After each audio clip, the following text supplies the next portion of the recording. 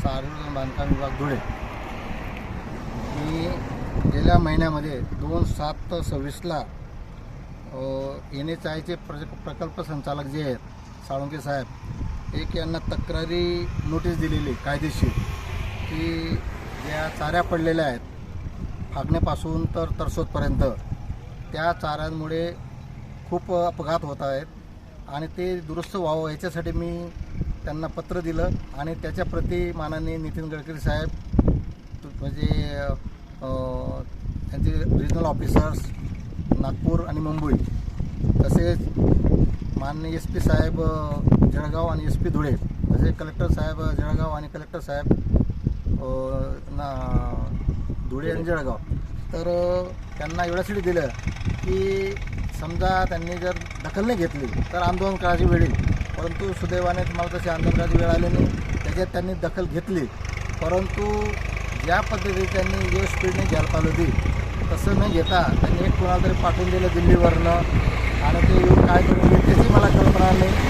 परंतु मी त्यांना आज रोज एक पत्र देत आहे की हा जो पाण्यामुळे जो काही प्रॉब्लेम उभा राहिलेला आहे तर त्याचं कारण की खालून त्यांनी जो बेस घेतलेला आहे पुलाच्या अप्रोचेसचा किंवा रस्त्याचा अप्रोच तर हा मुळातच कमकुवत आहे. टेक्निकली त्याच्यात फॉल्ट आहे. आता त्यांच्यात काय चुका झाल्या ते त्यांना माहिती परंतु एखाद्या यांनी सबलेट केल्यामुळे यांचा प्रॉब्लेम उद्भवला दिसून राहिला. खालचं काम करणारी वेगळी व्यक्ती वरचं काम करणारी वेगळी व्यक्ती आणि त्यामध्ये यांचा जो न निघणारा असा प्रॉब्लेम झालेला आहे.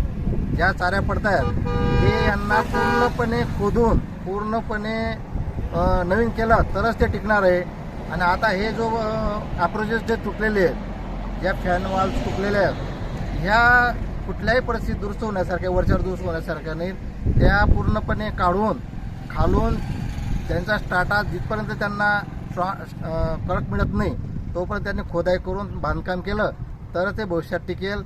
आणि त्याच्यामुळे आम्ही त्या गोष्टीला आता हे कमीत कमी 2-4 महिन्याचं सहज काम आहे. सर त्याच्यात जे प्लेट लावलेले आहेत साईडने सिमेंट कॉन्क्रीटची प्लेट ते काढून जर अगर पिलर उभे केलेत तर नाही त्यांची जी पद्धत आहे ती देखील टेक्निकली चांगली आहे परंतु त्याचा टेक्निकली त्यांनी उपयोग प्रॉपर केला पाहिजे.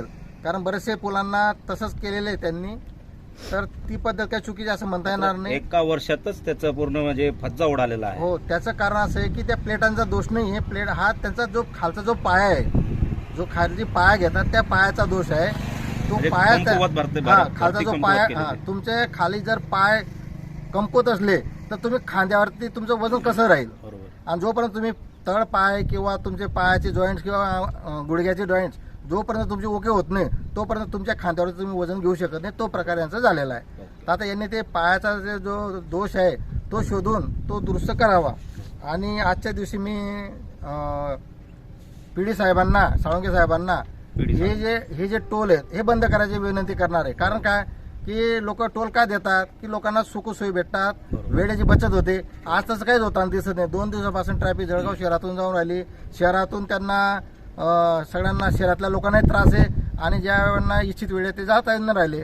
म्हणून ते टोल बंद करावा जोपर्यंत हे पूर्वत होत नाही अशी मी त्यांना मागणी आजच करणार आहे. ते पत्र आज त्यांना द्यायला जातो.